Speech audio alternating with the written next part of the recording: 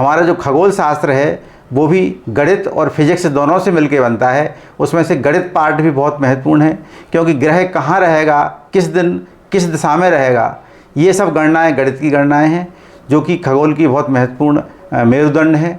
तो ऐसी स्थिति में हमारे लिए विषय जो सूर्य सिद्धांत है वो अत्यंत प्रिय लगा, और उस सूर्य सिद्धांत के आधार पर हमने कुछ ग्रह गणनाएँ की। कालांतर में ये स्थिति देखने में आई कि कुछ नवीन वेदशुद्ध पद्धतियाँ भी आईं, उन पर भी हमने काम किया है।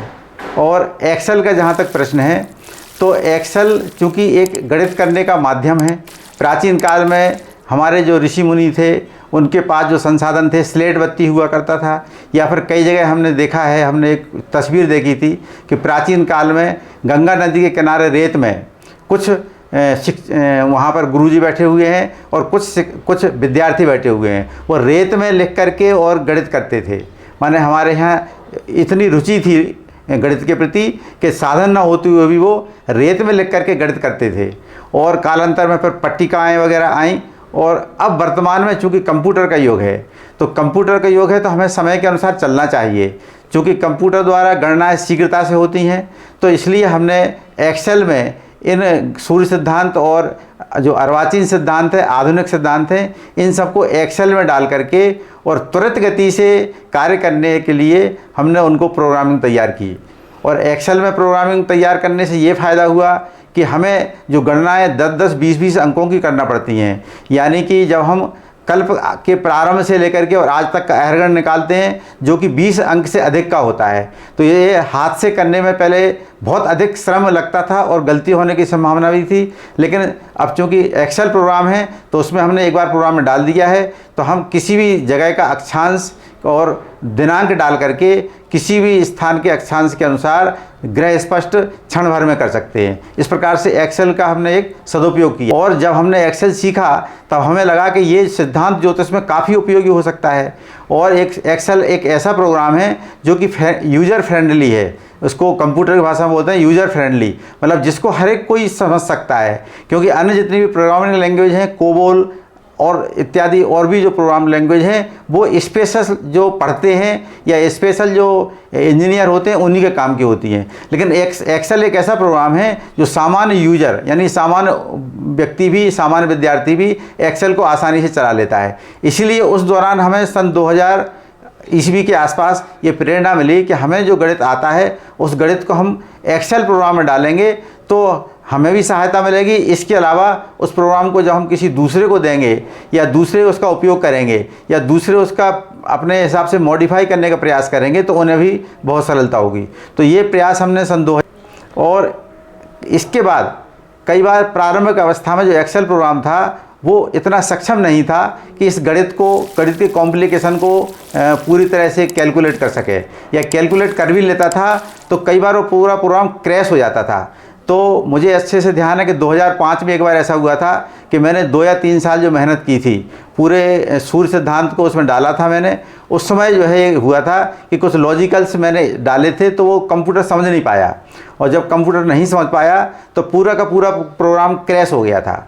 जब क्रैश हो गया था तो मुझे काफ़ी दुख हुआ था, 2 साल का था। लेकिन जो भी भगवान करता है अच्छे के लिए करता है, तो उस समय जो है पुनः मैंने जब उसको तैयार करने का प्रयास किया तो वो काम हालांकि 1 महीने पूरा हो गया था, लेकिन उससे मुझे और भी कई नए फार्मूला खोजने में मिले थे और नए प्रकार से करने का तरीका मिला था। क्योंकि एक ही गणित को कई प्रकार से, कई लॉजिक के तरीके से सरल हल किया जा सकता है। तो पहले जो हमने लॉजिक लगाए थे वो काफ़ी लंबे लंबे थे, जिनमें इफ़ और एंड के कंडीशंस बहुत ज़्यादा थी, और जब ज़्यादा कंडीशन होती तो प्रोग्राम स्लो हो जाता है।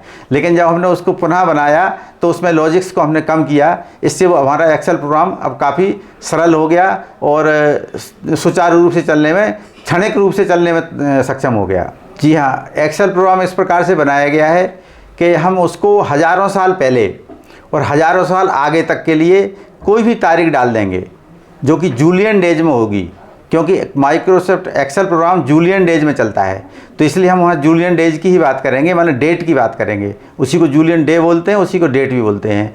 तो वो हम तारीख कोई भी हज़ारों साल पहले की डाल देंगे या बाद की डाल देंगे, तो एक कैलकुलेशन स्वाभाविक रूप से क्षण भर में हो जाएंगे। क्षण भर में पता लग जाएगा कि उस दिन क्या तिथि थी, क्या बार था, कौन सा नक्षत्र था, और पंचांग के जो भी अंग होते हैं वो समस्त क्षण भर में तैयार हो जाते हैं। आधुनिक गणित नहीं था, ना केतकी गणित था और ना ही एनसी लाहिरी गणित था। उस समय जो हमारे बुजुर्ग, हमारे ऋषि मुनि कुंडली बनाते थे, उन कुंडलियों से 100% सटीक फलादेश होता था।